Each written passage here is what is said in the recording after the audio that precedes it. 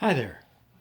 Today's reading is Something Special at Leonard's Inn, Chapter 3, Angel Sky. Jerome could feel the light.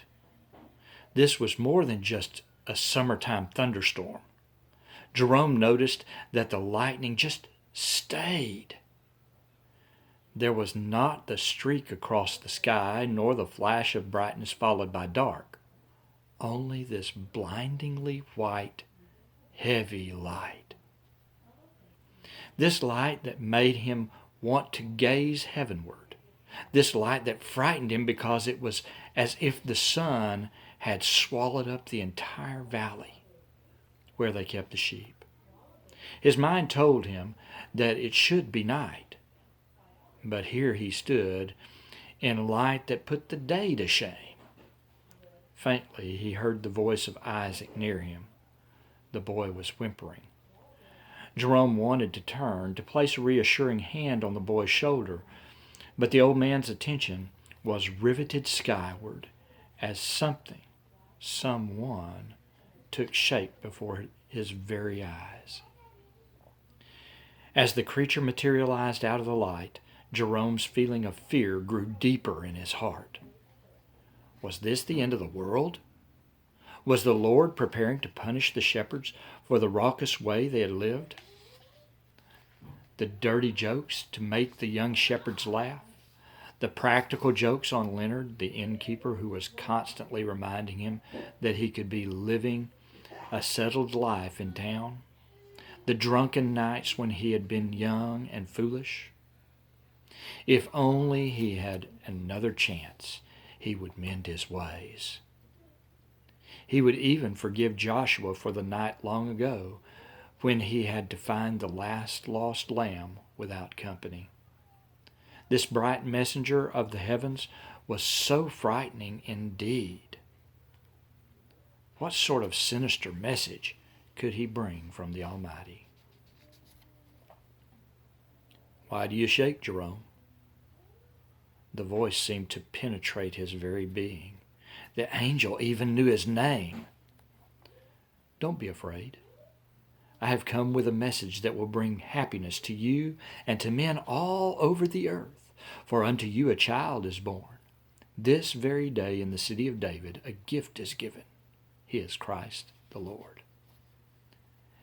As the angel spoke, Jerome seemed to remember stories from his childhood in the synagogue school. Stories about the Messiah, the chosen of the Lord, who would save all of Israel from the oppression that was upon them. The angel continued to speak, and this will be the way you can find the baby. He will be wrapped in soft cloths and lying in a manger. Without a pause, if it were possible, the brightness of the sky increased, and Jerome saw and sensed hundreds of thousands of angels, more than he could ever wish to count, even with his trained shepherd's eye. And all the tricks of his trade used to count moving sheep and lambs. And they were singing and shouting and praising God. The song was one that was at once unknown and familiar to the old shepherd. Although he had never heard the worship song before, his heart knew it. Had it not been for the power and beauty of the angel voices surrounding him, Jerome would have lifted his as well. As it was, Jerome was transfixed with awe as he stood motionless on the hillside, reveling in the song and worshiping in his heart. He would remember the song and sing it throughout the rest of his years. Glory to God in the highest, and on earth peace to men on whom his favor rests. When the song was over, without another shout or fanfare, no warning whatever, the entire host of angels was gone, replaced by a deep darkness that was electric with its quietness and pierced only by a single visible bright star that seemed to illuminate the little village of Bethlehem, the city of David. The spell cast by the angel sky was broken only after several moments. Almost simultaneously, Joshua and Isaac exclaimed in hoarse whispers, "Did you see that?" Then their voices were joined by the others whispering nearby, "What was it? Can it be true?" Without waiting for the others to discuss his decision, Jerome knew he had but one course of action: to see this miracle spoken of by the heavenly messenger. It was his watch. But without looking back, he shouted, "I'm going to see." Gone were the fears of leaving the flock untended. Gone was the resolve never to shirk his duty again. Gone were the years of discipline and training that taught him to forget his own desires for the good of his responsibility. All were replaced by a driving need to see the great thing. Nothing else mattered. Not his job, not his reputation, not even the sheep. Jerome began to run. He ran to town. He was energized. He couldn't remember the time when he had the energy to run from the fields to town without stopping. But this story was too good to keep to himself. God had spoken to him. Sure, other shepherds had been present, and the message was given to each of them as well, but it was his personal message from God, and somehow he must see, and then spread this message to everyone he met. That was it. He had to see this thing of which the angel spoke. "Wait!" Isaac was literally screaming from behind Jerome. "Jerome, wait! Wait for us! We want to see too!" Jerome looked over to see the other shepherds, led by his young nephews and his friend and partner Joshua, trying desperately to catch up. He slowed slightly, but he did not stop. He was just reaching the outskirts of Bethlehem when they caught up to him. "Look," he shouted. "Here's a stable. Let's stop here.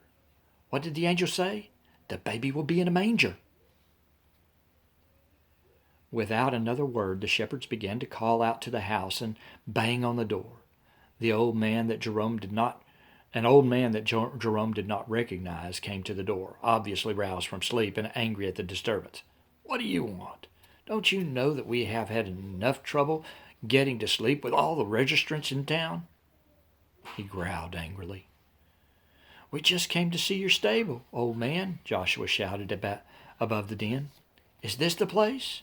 "I don't know what you're talking about," the man snarled back. "Please go away before you wake the entire house. We have relatives in for the registration, and they're weary from their journey." In the meantime, Isaac and Josiah came around the corner of the small building. They had gone to the back of the house to see if indeed the manger held a child. "This is not the place, Joshua. We saw only straw and 2 broken down oxen," Isaac yelled. Then the shepherds all began running into town to find the next house with a stable and back. The night continued in this manner until about half of Bethlehem was awake and yelling at the unruly shepherds who were disturbing every house or place of business that had even the appearance of a stable on the property. More than once, Jerome, in his haste, stumbled over a poor soul who was unable to find lodging for the night.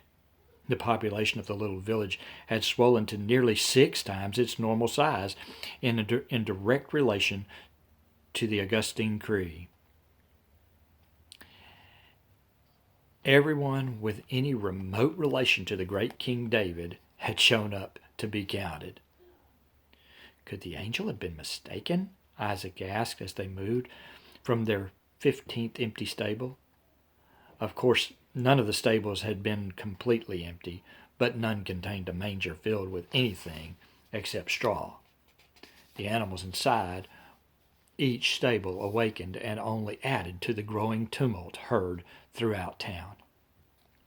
"I don't know," Joshua stated. "Perhaps we didn't really see an angel." "How can you say that?" Jerome rounded on his old friend. This was the first time he had really stopped since the angels had finished their song. "Are we all simply crazy? Did we not all see? Did we not all hear?" This message was meant for us. We must continue to search. But Jerome, there are no more stables in town. We have exhausted the mangers available in all of Bethlehem, said Joshua, who was growing weary of the search that continued to leave them empty-handed. Some of the others, who had enthusiastically been searching for half the night, were nodding and mumbling their agreement. And what of Leonard? Jerome responded. He keeps a small stable behind that inn. I remember it from the last time we were on that side of town. Do you really think the Lord would use the house of a dried-up man who has no sense of humor? Joshua said. As I recall that last time, we were about Isaac and Josiah's age, and that spindly excuse for a man ran us off, with but barely enough time to gather the sheep from his courtyard.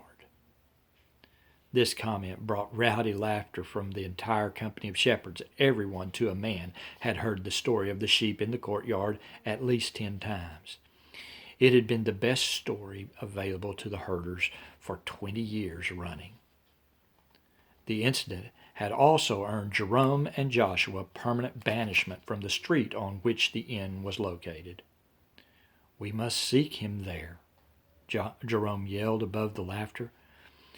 There was resolve in his eyes as he turned to make his way to the home and business of his childhood friend, the one whom he had not seen in 20 years. Hope you're enjoying this story, and have a nice day.